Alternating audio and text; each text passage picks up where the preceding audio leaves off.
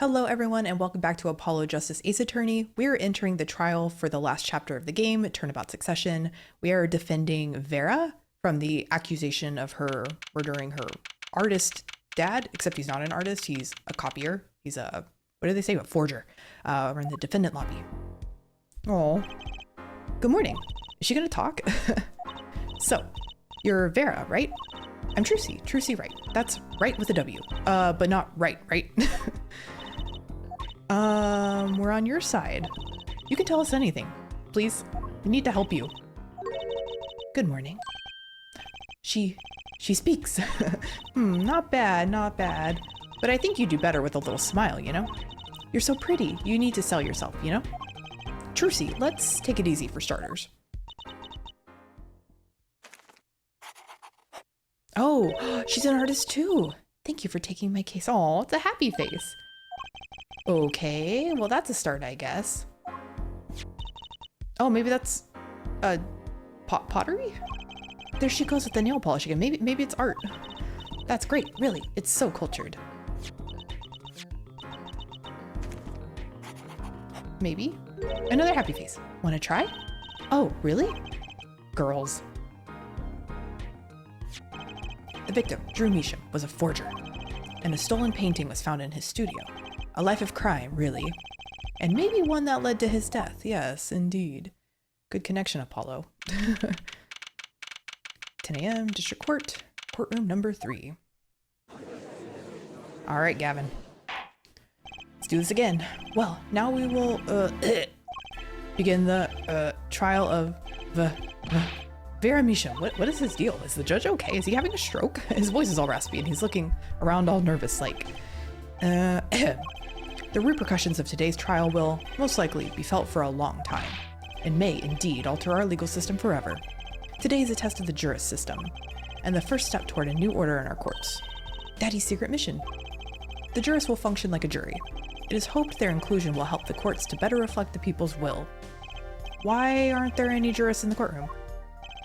3 closed-circuit cameras watch this courtroom at all times. Ooh, the jurists have access to everything that transpires. Jurists, judge well and judge well and judge cool. Judge cool.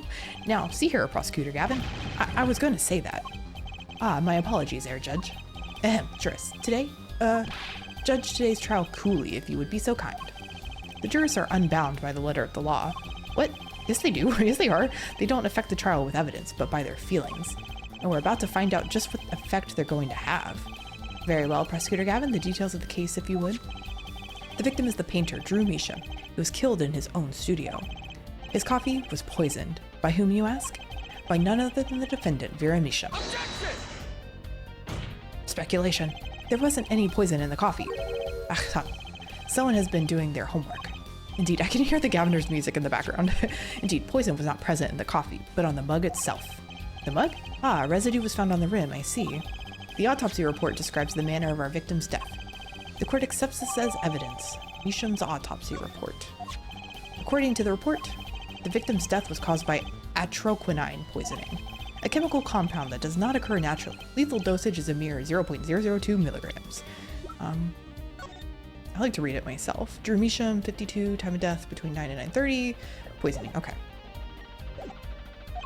A touch of atroquinine in the body is the touch of the Reaper's scythe. Very well, Prosecutor Gavin. You may present your witness. I have for you today a simple man for a simple case. A man who witnessed the murder in its entirety. That journalist, no doubt. Yeah, I wouldn't call him simple, but okay. The witness will state his name and occupation. Right. Well, for starters, my name's Brushel. My job is a lone observer of the world. In other words, a freelance journalist, right? If you don't mind, I'd like to state something here for the record. Yes, Mr. Brushel?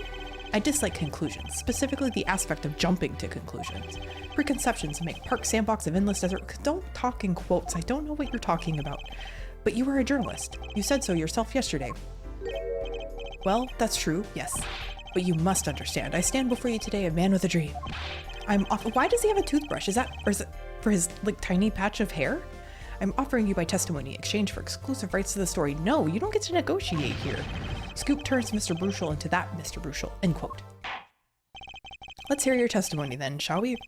A simple case, eh, Gavin? For me, the jury is still out. So the jury is just like remote? They're just like somewhere in the world watching this happen? Or I guess not the world, they would probably have to be local, right? The journalist's story. I visited the studio around 9 that night to do the interview. The first outsider to enter the, another word I don't know, atelier, journalistic history made, end quote. His daughter brought us coffee right after we started. And you know what happened next? Star falls, end quote. No one else entered the room besides her the whole time. Maybe you keep poison in your toothbrush. That does sound like a simple case. Unless you were the one who poisoned him. Yeah. Look, he's got a tube of something in his pocket. That could be poison. What are you saying, Judge? Ahem. Need I remind you, the cameras are rolling today. I felt the need to be a bit dramatic. Oh, you didn't do it, did you? Me do a thing like that? Come on. That's like newsmaker making the news, end quote. Or even contemporary witch hunter, end quote. I know, wild accusations rock courtroom, end quote. Rock indeed. Prosecutor Gavin sure looks like he's having fun. I'm so happy for him. This is a murder case, Gavin, come on. Very well, Mr. Justice, cross-examination, please. All right, what do we want to press? Visited the studio around 9 o'clock that night to do the interview. I guess I'll just do my usual press everything. See what triggers more dialogue. 9 o'clock that night? Isn't that a little late for an interview? If the great painter Drew Measham says come at 9, believe you me, I go at 9. The first, and as it turned out last, interview was such a prolific painter. Right, can you tell us what it was like when you arrived? The first outsider to enter the atelier. Okay. You were the first reporter ever in Drew's studio? Posterity will look back on that night as a turning point in journalistic history. A basically insignificant step for all mankind, but a giant step for that Brushel guy, end quote. If no one on the outside ever had access to the studio, then it would serve to reason that the deed was done by an insider, by which he means Vera did it. So, how did this epic-making interview go? Epoch? I don't know that word either. Ooh, let me go back to this. His daughter brought us coffee right after we started. Would you mind being a little more specific? Oh, let me tell you, I enjoy a cuppa. In fact, it all began when I was in 3rd grade. No, wait, 4th grade. What, you drink coffee in 3rd and 4th grade? I believe I know what Air Forehead is driving at. This coffee the victim was served. Did anyone other than the defendant touch it? Right, that's what I was going to say, really. Well, now, if you've got a question to ask, you'd best straight up ask it. That's what I tell all the new recruits, several times, if necessary, right for a grade schooler. That's my motto, which isn't to say I can only write grade school level stuff, mind you. Who touched the coffee? Dunno. I was in the back, looking at the studio's equipment when she served it. Sure. And what happened next? Okay. What's this about a star falling? Star falls, huh? It's like an old telegram. Send money, over. Zowie, you don't know?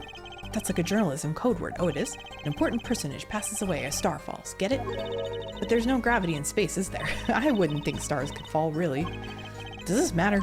Let's not get into the physics here. Oh boy, this is good stuff, good stuff. How about star breaks? Nah, lacks punch. I know, star dies. Nah, lacks imagination. Of course, you could go with Drew dies. Straight to the point, I like it. I think we need to hear about something a little more substantial. Oh, ooh, these are a lot of good options. Maybe the moment of death? About when Mr. Measham passed away. Oh boy, what a scene that was. He puts his coffee mug down at the crash, right? Yes, and then? Then the cold finger of death touches his spine. Life's flame sputters and fails. So cold was that touch, he could do naught but tremble uncontrollably. Actually, life's flame is a little tired. Life's river froze over. Yes, that's a go. I think he's starting his article already. Could you describe that a little more simply? Well, as you can imagine, I was pretty surprised. He hit the floor, as they say. Artist seizure is final performance. End quote. Atroquinine paralyzes the central nervous system. Oh, that sounds awful. The body arches back like a bow. The limbs tremble. Ooh, that's quite enough of that. Some of us want to be able to sleep tonight. Oh yeah? Well, I want details. Lots of juicy details. For that, you can listen to our last year's hit single, Atroquinine My Love, by the... Oh, that's right, it was a song available at all major music outlets. I forgot. The point here is that the victim died of atroquinine poisoning. Well, Mr. Justice, how did you find that testimony? Very important? Well, as an account of the moment of the victim's death, I'd say it's very important. Please add it to the testimony. Okay. Very well. The court requests the witness add this account to his testimony. No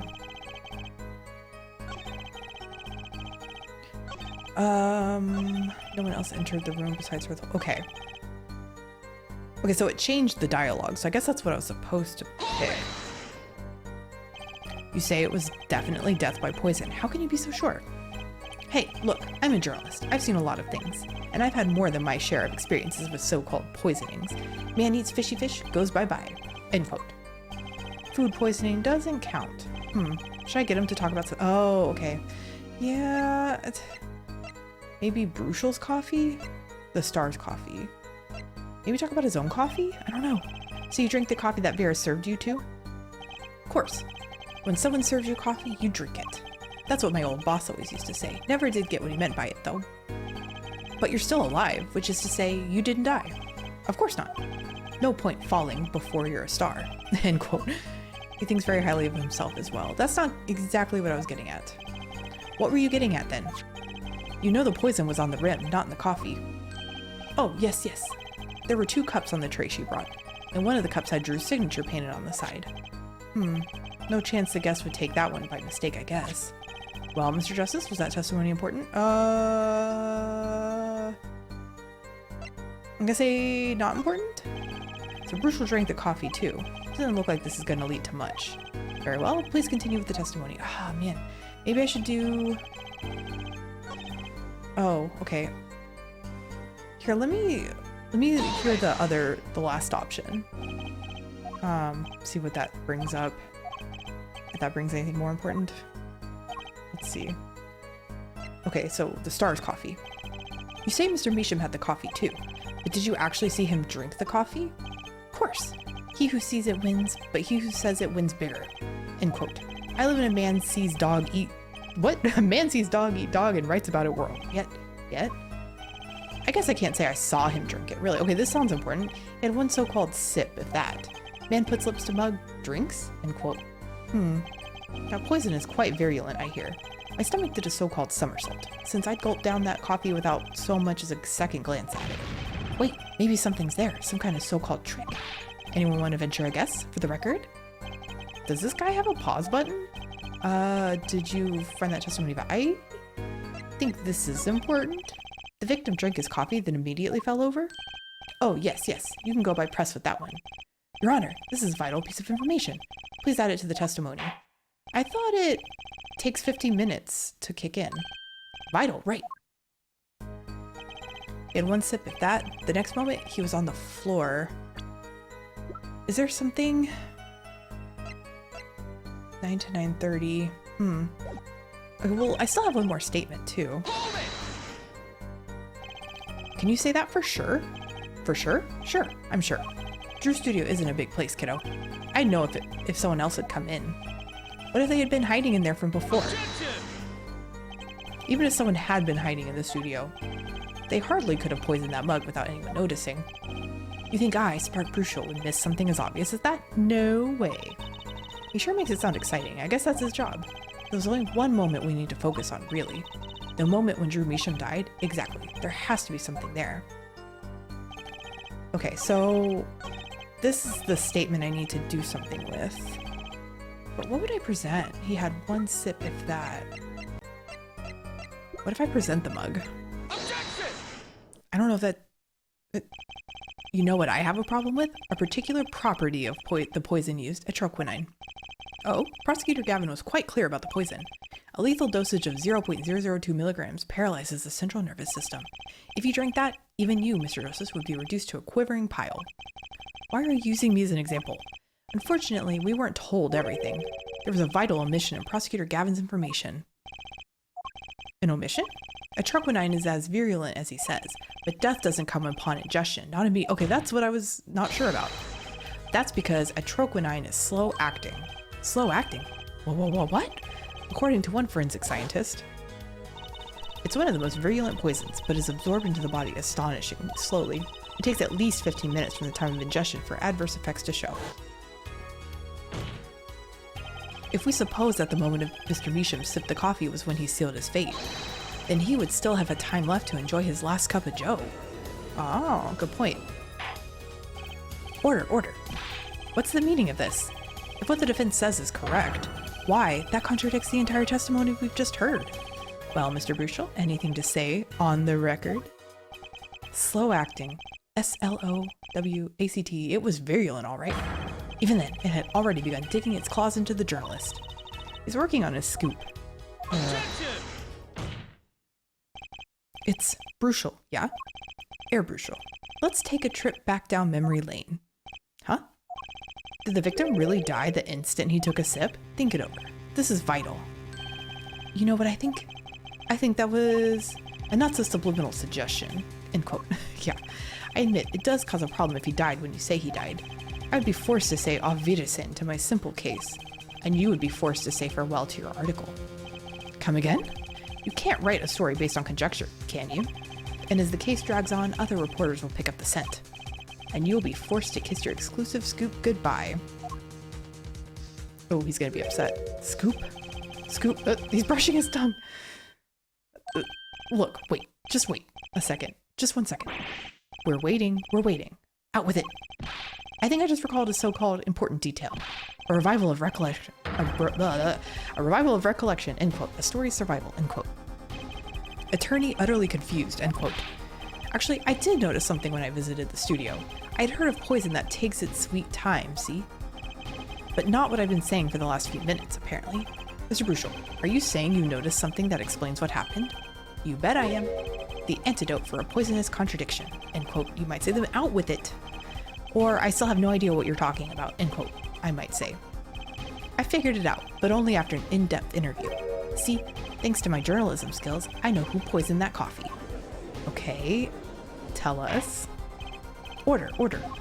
As far as I can tell, the witness is standing by his testimony, that Mr. Measham died the instant after he drank. Of course I'm standing by my testimony, and my dream of exclusive rights to this story. Maybe he put the poison on there and walked away, and that's why it took 15 minutes. Ugh, I suppose it was too much to hope for. What was? Of course he wouldn't choose a simple case, not him. Him? Oh, Phoenix? Phoenix, right, who else? Achtung, Herr Brushel, report for us if you would. What is it that you noticed? This court is a critical trial. What? This court is a critical trial of the juris system. I'm afraid no room for doubt is permissible. You will testify to the court about what you noticed. Why do we always have to force the truth out of people? Okay, what you noticed. When I arrived at the studio, Mr. Measham was at his desk. He seemed to be writing a letter, but he quickly sealed the envelope. I thought nothing of it at the time, of course. Now that I think about it, what if he was writing a suicide note? Nah. A suicide note?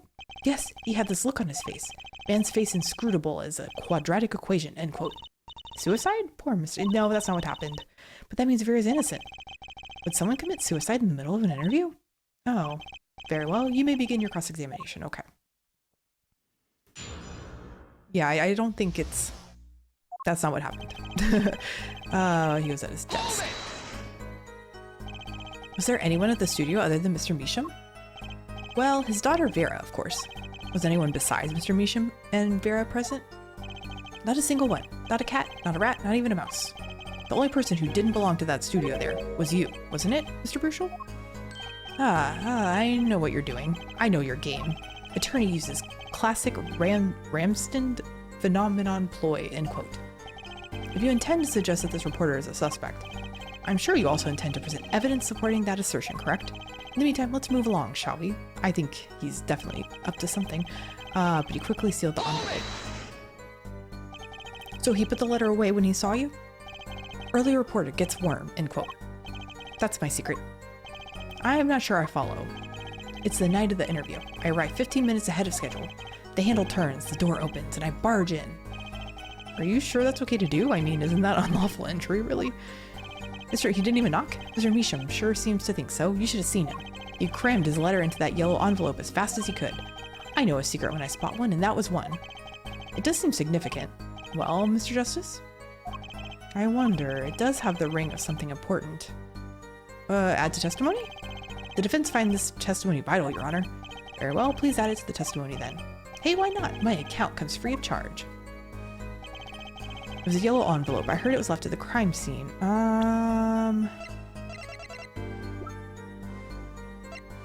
Oh, I was like, here's an envelope, but this is the autopsy report. This is red, though. I mean, this looks yellowish. Let me just press on the other ones first.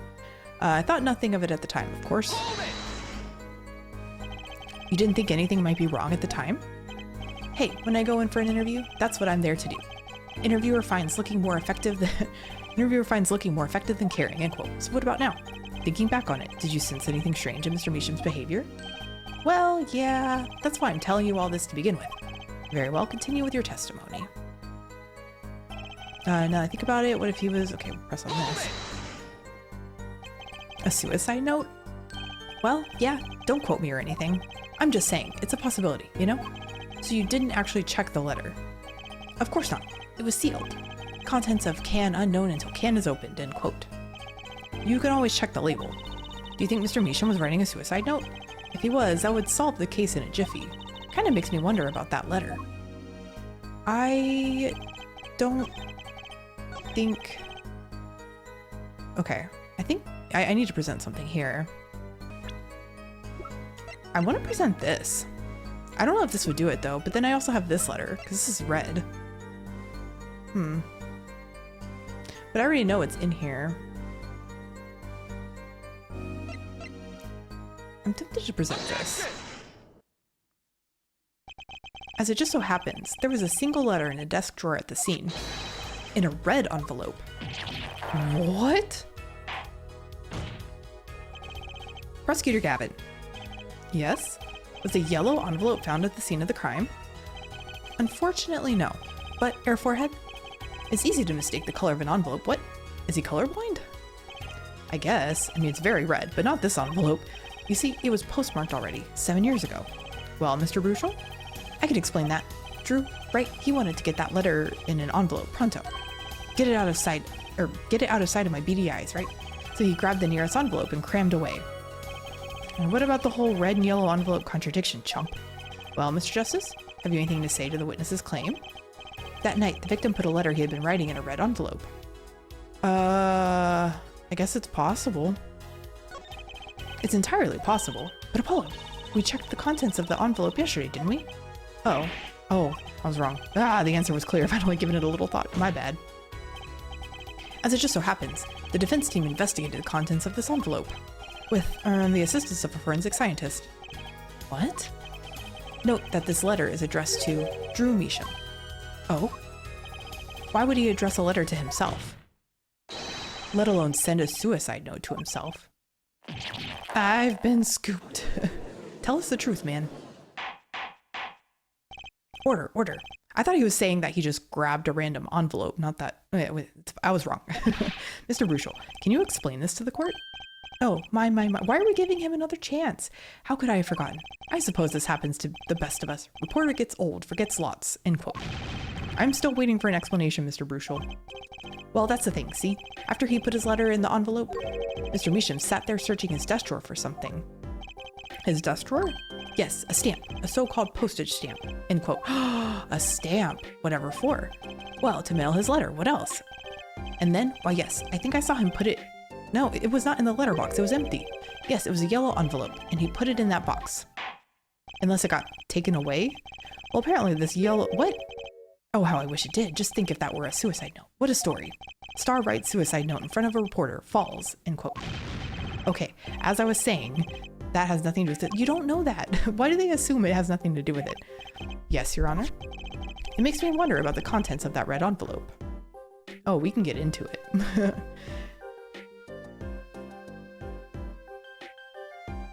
Sign the papers and send in the enclosed envelope with the enclosed... Oh, $100,000 is quite a good deal of money. So this was from 7 years ago, yeah? So, am I finished? Am I finished here? I was thinking of, going home to start writing. No, you're not done here.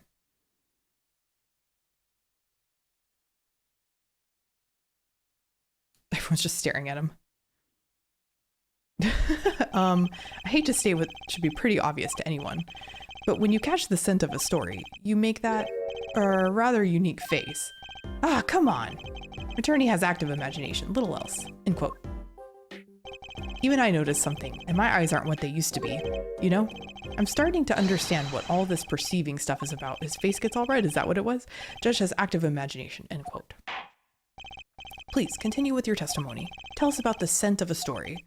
Hey, I'm the one asking the questions here. Usually. So, what more could he possibly say? Actually, it took a bit of work to get a thumbs up on the interview.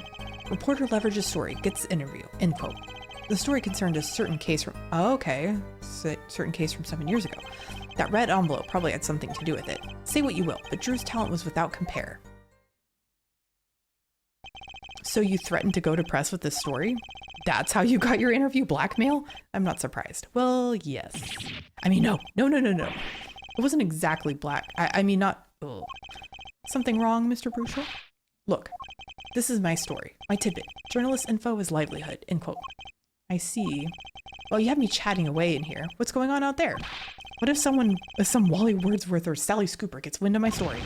They could be going to press while I'm going to waste. The court feels your pain, Mr. Brushel. Mr. Justice, let's pick up the pace. Certain case, 7 years ago. Wait, 7 years ago? Yes. All ties together, 7 years ago. I want to press, oh! Okay, I get the perceiving. This is an interview, end quote. The story concerned a certain case from 7 years ago. Let's press it first. A certain case 7 years ago? Tell us, what case? Let me state one thing, Mr. Attorney, and you can quote me on this. I can't talk about that case. Why not? It's about journalistic pride and staunchness and credibility and connections. Journalist reveals sources only over his dead body, end quote. Okay. So, what'll it be? Gonna strangle me? Dead men don't tell tales, Mr. Attorney. Okay, we don't have to jump to that. He sounds pretty determined not to talk. Our chances of breaking his will aren't looking good. That red envelope probably had something to do with it. Yeah, most definitely. On the one hand, we have your story, and on the other, this letter. What makes you think the two are related? Oh, I was just saying it's possible. Call it reporter's intuition, end quote. Hey, I say a lot of things. You gonna pick all of them apart? Be my guest. I am a lawyer, that's my job. All of them? No, just the incredibly suspicious ones. I see. Anything else to add about Mr. Measham? Does he look different in any of these for the perception? Sometimes he does the... No. Let's see. What do I want to perceive? Can I perceive this? I don't know. He's only saying one thing, though.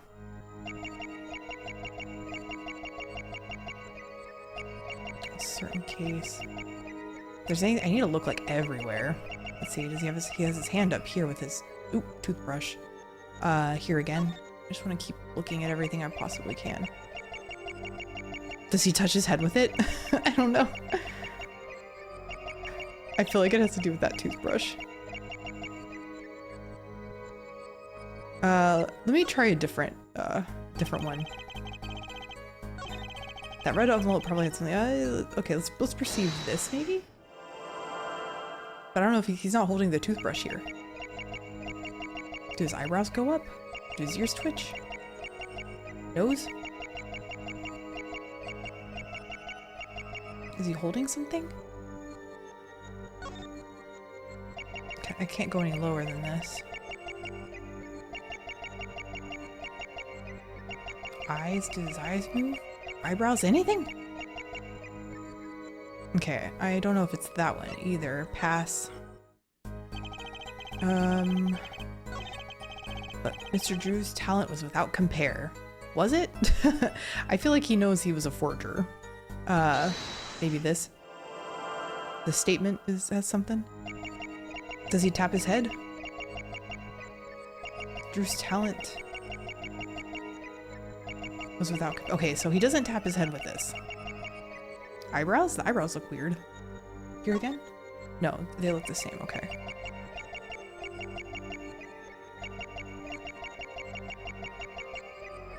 Okay, no, not the eyebrows. His nose? Here again.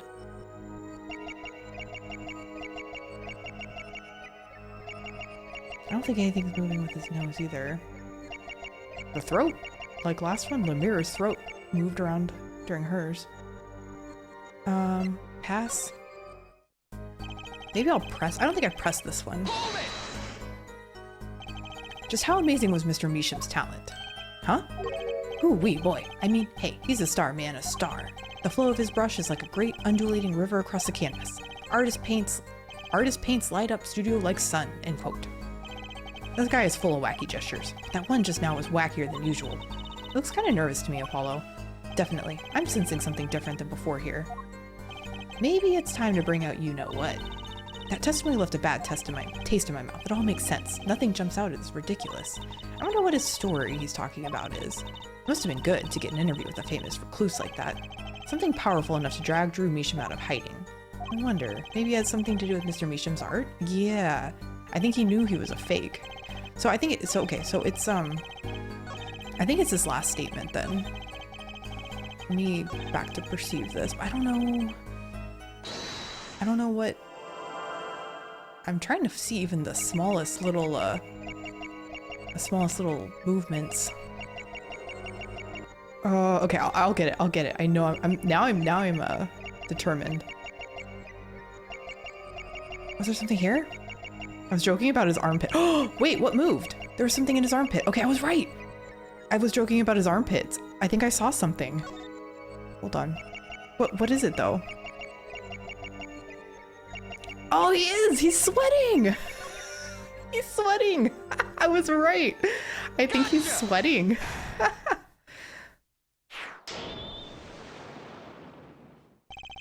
Sweat much, Mr. Brushel? Yeah, well, a man can't help his glands, you know. Ew. It's more than that. When Mr. Meesham's talent was mentioned, you suddenly began to sweat buckets. Ah! You're hiding something about his talent. What? That's ridiculous. Evidence time. Let's show where Mr. Meesham's true talent lay. It just so happens I have evidence showing the talent mentioned in that letter. Like this one? The half-finished painting? I can't help but wonder what the court is supposed to conclude from this evidence? Oh, it's not that? Oh no! Man, birds, bridge, forget. That's not the fake painting? Let's try that again. All I have to do is reveal what Mr. Meesham really was. Well, no, it shouldn't be hard.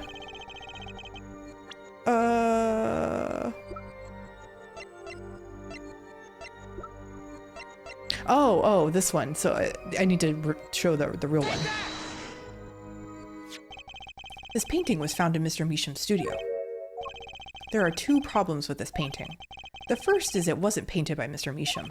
The second is that there was another painting in the studio, which looked exactly like this one, except it was only half done. Then we have a letter discussing a payment of $100,000, which suggests a certain business operation. The business of making forgeries. Ah! He knew all along. So he was kind of blackmailing him, I think. That is all, Your Honor. Everyone, please, everyone. Can we keep this private, please? This is my story, my scoop. Forgery, that's a serious crime. Drew Meesham is known as an artist these days, but there were rumors he dabbled in another kind of art until a few years back. Another art meaning forgery? Drew Meesham was talented, all right. Talented at making precise, detailed fakes. A fact that certain criminal elements were quick to discover. Criminal elements? What? You can't seriously be talking about... Exactly. I'm talking about forging evidence. Oh, the rumor started circulating 7 years ago, and that has to tie in with Phoenix, because I think that's where his downfall was. He had some kind of forged evidence for the court. Oh, it's all tying in, like I said. 7 years ago? So are we to understand that this letter, this payment of $100,000 was for... Exactly. Forged evidence nets tidy profit, end quote. Ooh. Order, order. Why, it's like our victim was living a double life. Aha, this is my chance. So the victim had ties to the criminal world, right? He could have had plenty of enemies we know nothing about. This is my first time hearing of this criminal world. We certainly found no criminal connections when we conducted our investigation. Well, maybe you didn't do a very good investigation. But how do you explain all this money? You have to admit there's a possibility of some illegal activity here. But there is no proof tying this letter to our case. Our case was, and remains, simple from the beginning. Only the defendant could have poisoned that mug that night. And you, of course. Hey, the only thing I poison is my pen when I'm writing reviews. Mr. Brushel, your testimony to this point has been quite unreliable. Yeah, can we just kick him out? Like, he's not, it doesn't speak well of your reporting acumen. What are you talking about? My journalism is rock solid. Not here, it's not. Journalism's so solid you could stand an elephant on it, quote. In any case, let's hear a summarized recap of your testimony. If we can ascertain the situation in that studio from the recap, the trial is over. Apollo, what's he talking about? The cross-examination showed Mr. Brushel didn't have reason or means to poison him. As long as there's no other suspects, then the killer had to be Vera, that's what. This next testimony is our last chance. Mr. Brushel, your testimony, please. All right, what you got to say this time? The interview, a recap. The only other person in the studio that night was the defendant. It was Vera who poured the coffee. She's admitted as much herself. The only thing that touched Drew's lips during the interview was that mug, and nothing left that studio after he died. Nothing. Clearly, the only one who could have poisoned him was his daughter.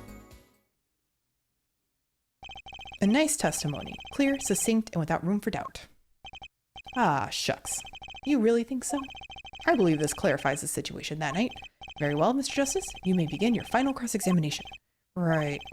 I still have one trump card left to play, and I won't let this trial end till I use it. Cross-examination.